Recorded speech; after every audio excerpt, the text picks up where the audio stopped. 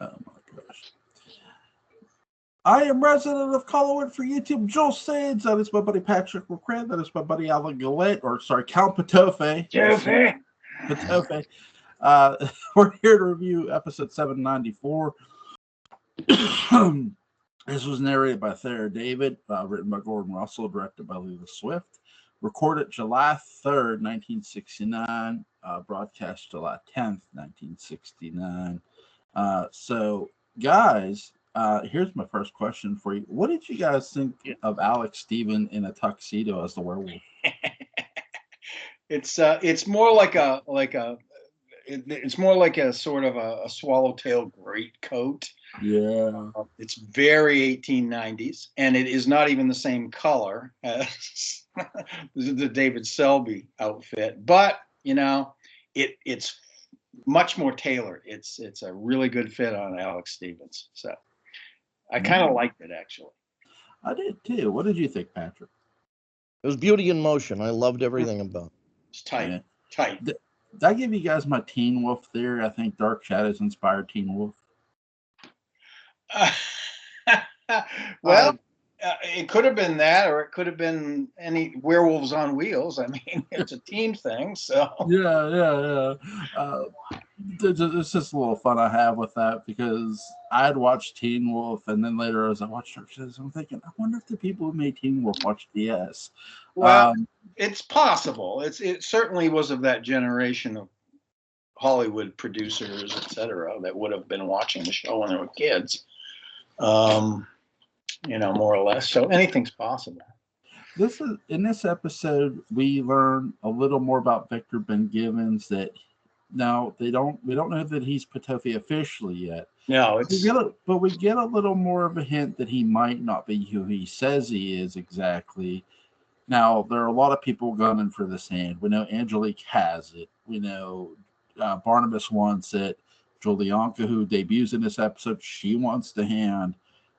Aristide, who works for Victor Van Givens, he wants the hand too, to give it to Victor / Patofe. What did you guys make of, because Victor Van Givens tells, he recognizes Julianka, the gypsy. He goes, I hate gypsies. So there's some recognition here by Victor / Count Patofe in the Blue Whale. What did you guys think of that scene? It's establishment of a trend that will be expanded on later. So it's good sort of foreshadowing.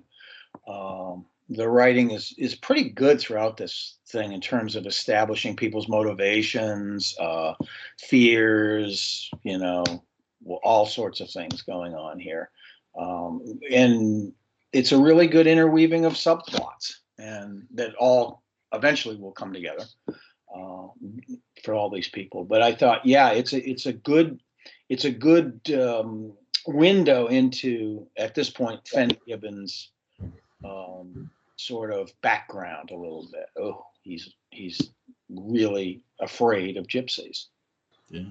Patrick, what did you think, man? It was a marvelous way to begin introducing new characters and really tease the viewer with, I think, what's possible. Yeah, I really enjoyed how Aristide has a woman issue. He has he loves to flirt with women. There's more than one in his. I think he has women's issues. Yeah, oh yeah, definitely, for sure. I think he likes men too. Now I don't know where you would get. That's ridiculous.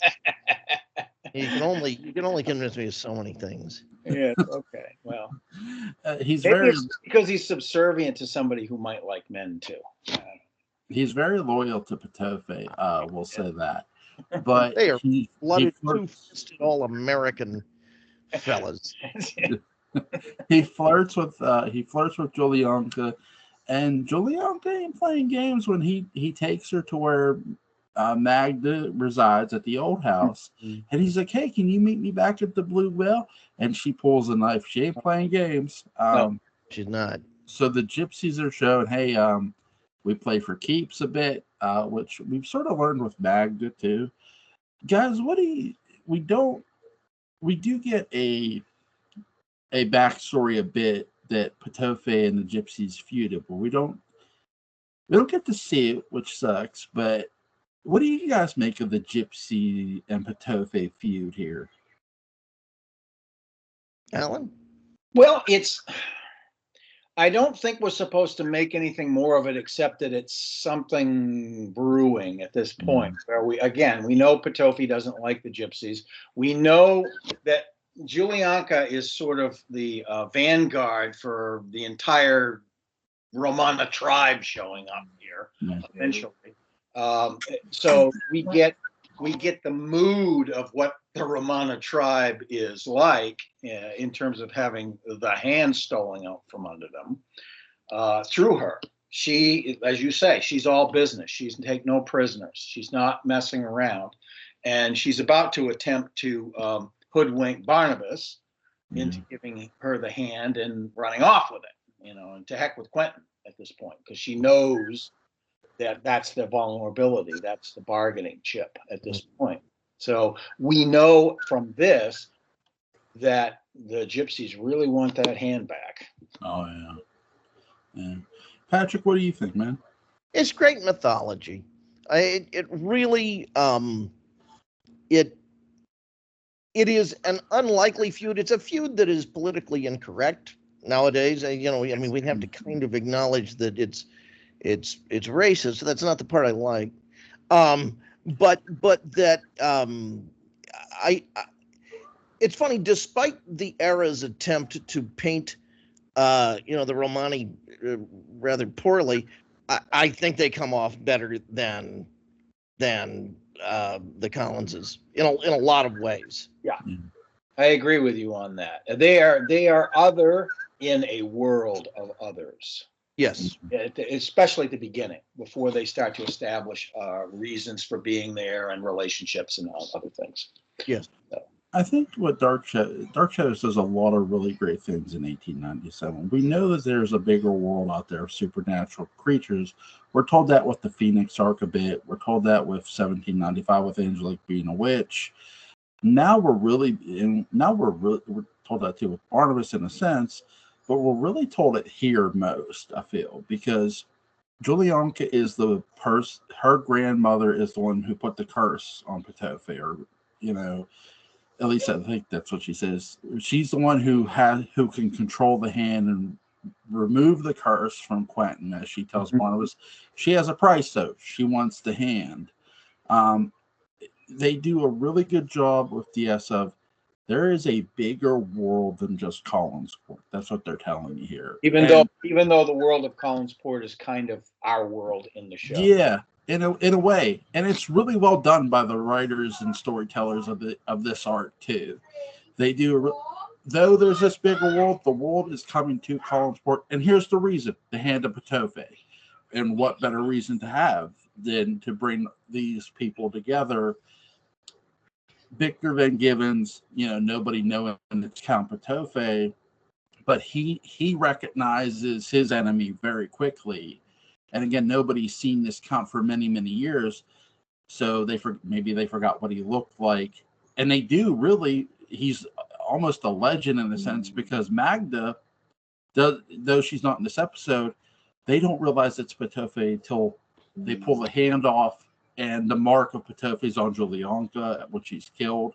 Right. The cuff button that she notices, and it's beginning of the end for that charade. Yeah. Now, it doesn't happen in this episode, but I really love the things that do with Julianka. Barnabas like, I could try to get the hand back. And she puts Barnabas on the clock. You have 24 hours. Oh, that's great. She can get away with it. Yeah. She knows what her bargaining chips are at this point. So there's heavy stakes already for this character debuting. Letting you know, hey, you got 20.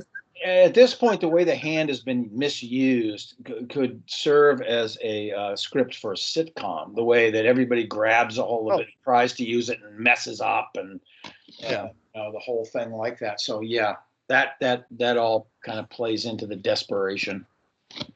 Hey, if you're looking for a facelift that might not go your way, the hand is your guide.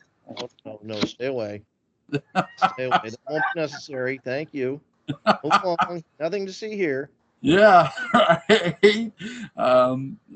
Humphrey Allen showed us I read about it in 1,000 books and I still messed up. Yeah, yeah. Evan Hamley, my God, he got the worst. Like Patrick was saying when we did a 793, but I really love how Laura Parker, she talks about, even to Barnabas, she goes, even creatures like us, I'm bored. I want to live life. I'm tired of She waiting talks on about you. getting married to Quentin, yeah. Yeah. What did you guys think of that? I think she's jerking Barnabas's chain to a Sure. degree. But she is bored, and I think she does want, and Quentin is attractive. So, I mean, there's certainly that element going on there as well. Mm. But ultimately, the quarry is Barnabas, always, always Barnabas. Yeah. For her. What did you think, Patrick? Sorry. I would like to think that there are times when she's trying to convince herself Yeah. of this, that maybe this is a thing that she is she's trying. She really is, but ultimately she is she's undone by her need for Barnabas. Mm-hmm. Yeah. This line here is going to make her marriage make sense when we go back to the normal time, when she's married to the other rich billionaire who seems to have a clean slate but doesn't. Right. That's another incident where she's thrown in with somebody else, but ultimately, again, Barnabas shows up and she begs him not to hang out, but there he is. Yeah, she seems to be enjoying her life. Yeah, that's what she's basically talking about in this episode. Hey, I want to live life.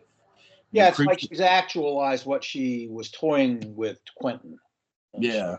Yeah, she figures, hey, I don't care if you're a werewolf. We can fix that. She feels it can be fixed no matter what, that she can be the one who does it, which I love Laura Parker's prestige and poise here with that line. Really well done. Yeah, she doesn't like to fail. She wants to come back and try it again. Yep. And they do a really good job of displaying that between her and Barnabas when he's like, you fool. And you can see that, like, Jonathan has the vampire fangs in a bit. Like, it seems like he does. Yeah. I love her. She's like, I'm going to marry Quentin. I'm going to, she's determined to do this. And Barnabas feels, hey, when he makes that deal with Julianka, he feels he can get the hand from Angelique. Right. Really well done. Yeah. You were talking about Violet Wells a bit when we were chit-chatting before all this started, Alan. You want to say what you were saying? That was really good stuff. Well, basically, I mean, we all know the story. Violet Wells started ghosting for Gordon Russell back in '68, and would occasionally pick up some of his burden when he had too much to do. And going into 1897, the witticisms in her dialogue is definitely equal to, and sometimes even exceeds that of either Gordon Russell or Sam Hall. She is really good at characterization stuff. She's extremely good at it, and of course, Petofi is her creation. Yeah. So, yeah. She definitely changed. I don't know what it would have been like without her. It would have been probably pretty good, but it wouldn't have been what it is. Yeah, for sure. She does a really good job. There's a lot of people in this episode. Jonathan Frid, obviously, there. David, Laura Parker, Michael Shurka, Diana DeValey, Julianka, Bob O'Connell as the bartender, and Alex Stevens is here, obviously, as your werewolf. That's an expensive day for Dan Curtis. There's a video of Alex Stevens in the werewolf makeup on a show, and then he removes the mask. Yeah, I've seen that. Yeah, it's on What's My Line. He was a mystery guest. Yeah. Really, really cool stuff. One of the best plot reveals too Patofe being able to tame the wolf.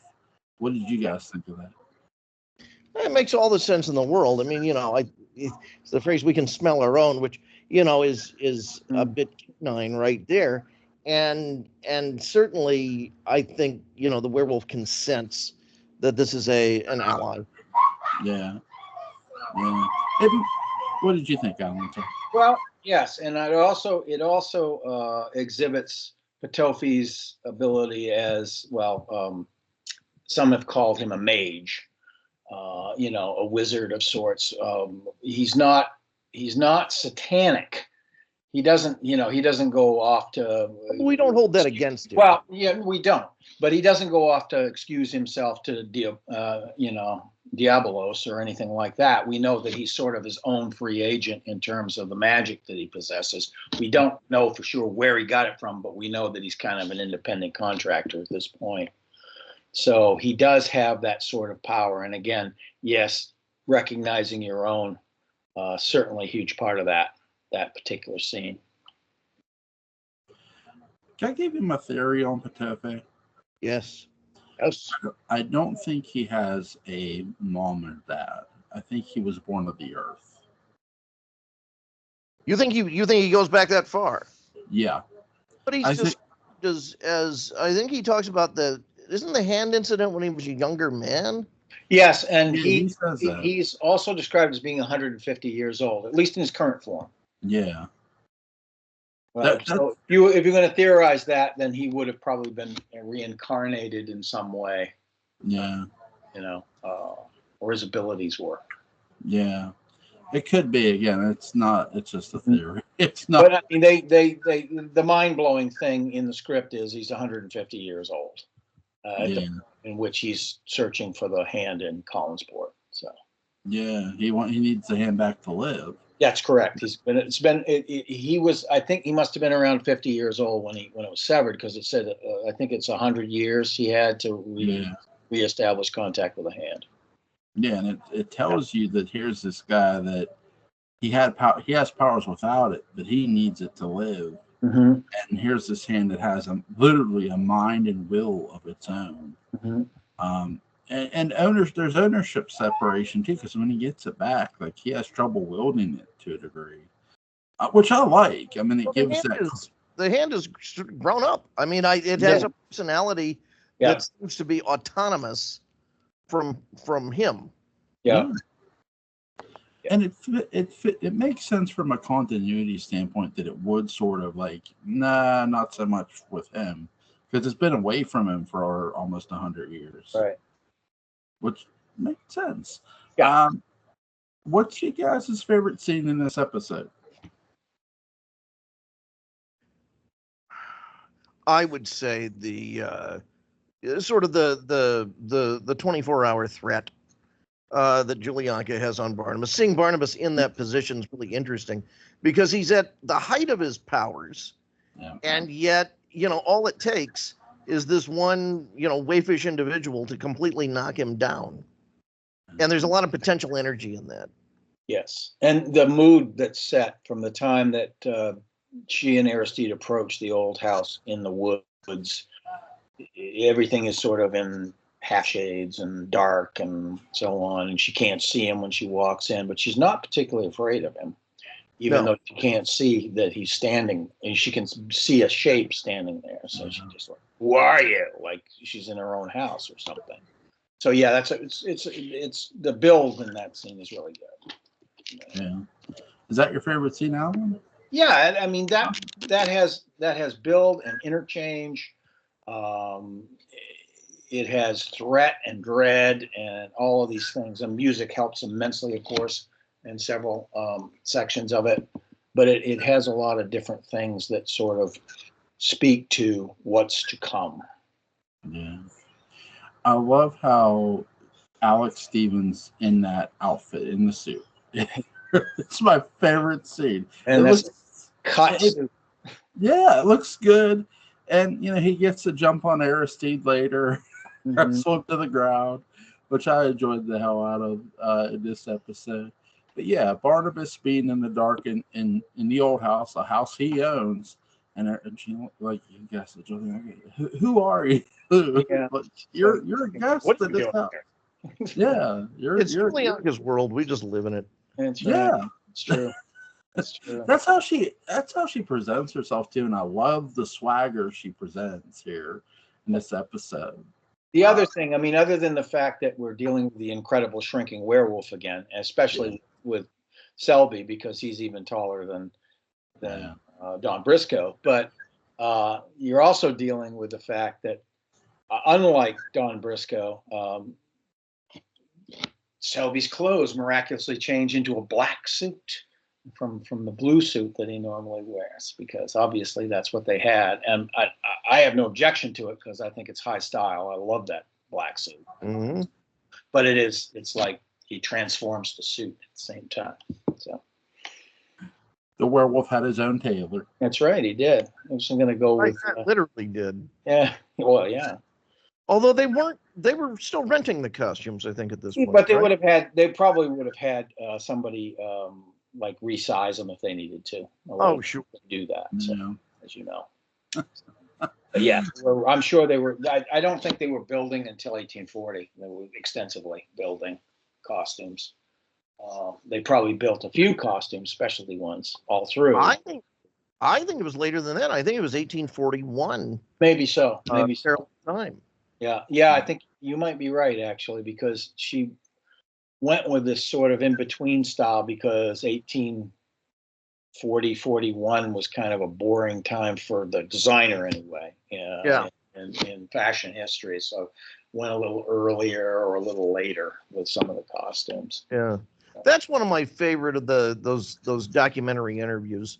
That was really informative, and it was nice to hear from someone who actually had some real creative autonomy on the show. Yeah, she did. Mary McKinley Haas. Yeah. It was Mary McKinley at that time, I think. But yeah, she did.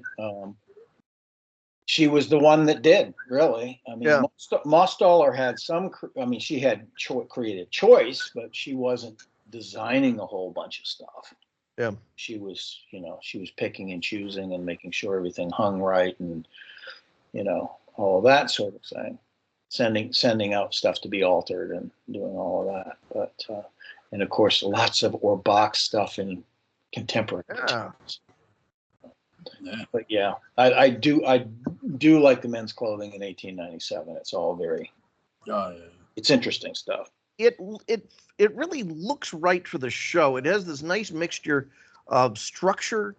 It's much more structured, I think, than what we see in the 60s, and yet somewhat fanciful.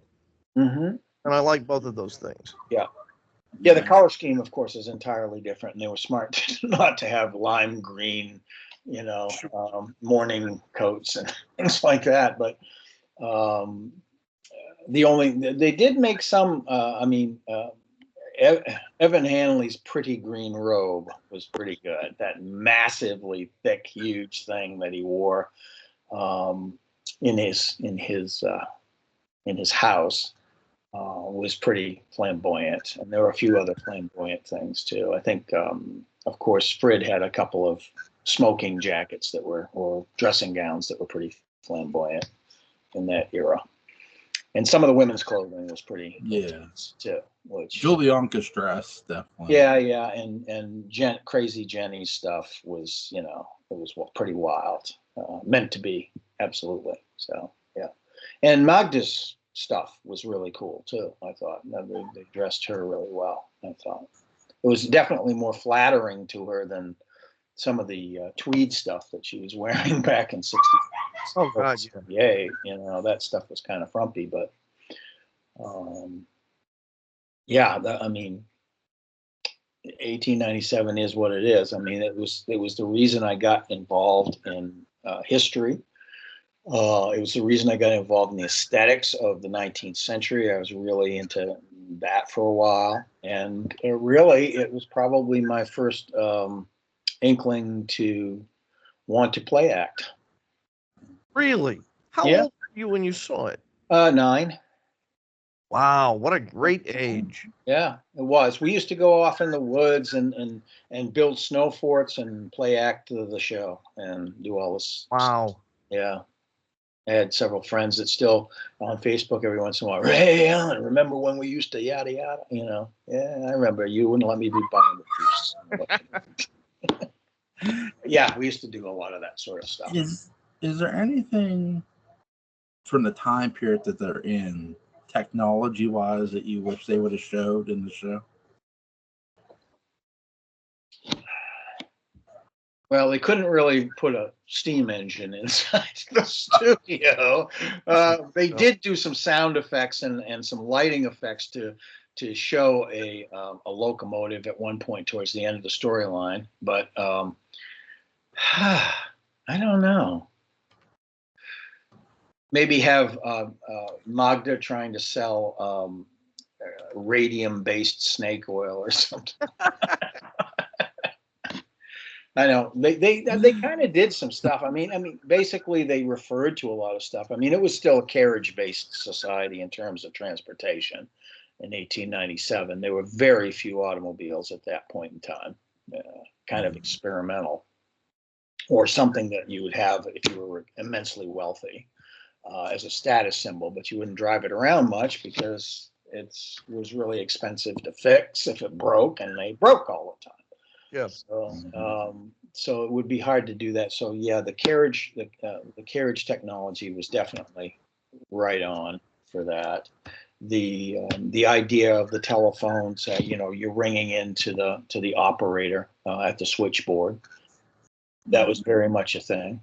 There was actually a town in Maine that still had those kinds of phones partially in their community up until the 1980s. They preserved them as part of their historic heritage, and they finally put them away in the 1980s.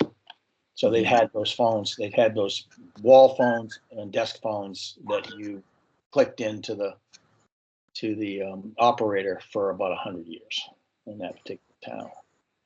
So it was a thing. Yeah. Yeah. Patrick, is there anything you would have wanted to see from the time period in the show? Oh, from 1897?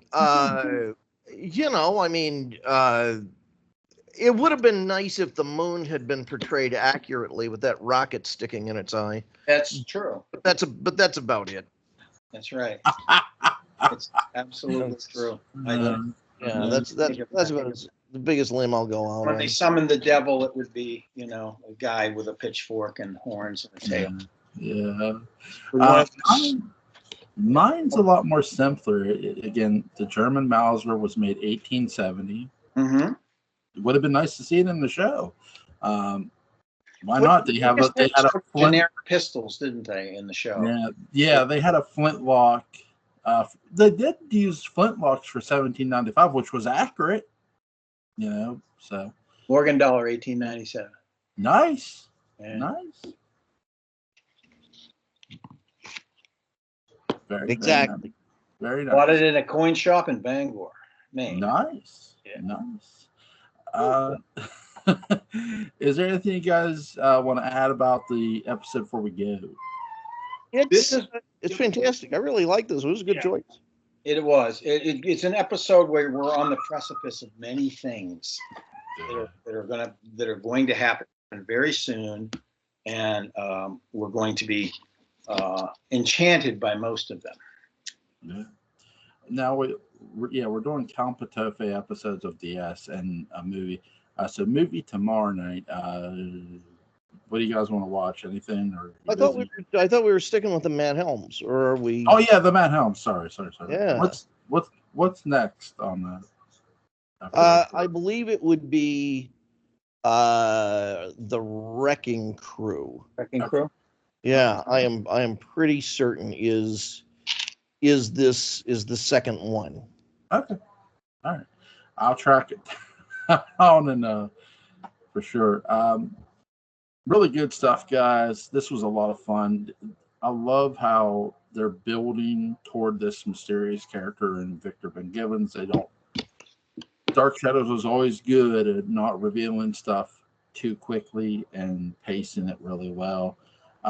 Link to Alan Gallant's YouTube channel, Calling Sport After Dark, is going to be in the description box. Go check him out. Link to Patrick McCray's Dark Shadows, the book Unbound, is going to be in the description box. Go pick that up if you haven't already. Have a good night, guys. Be safe. Thank you. Sorry.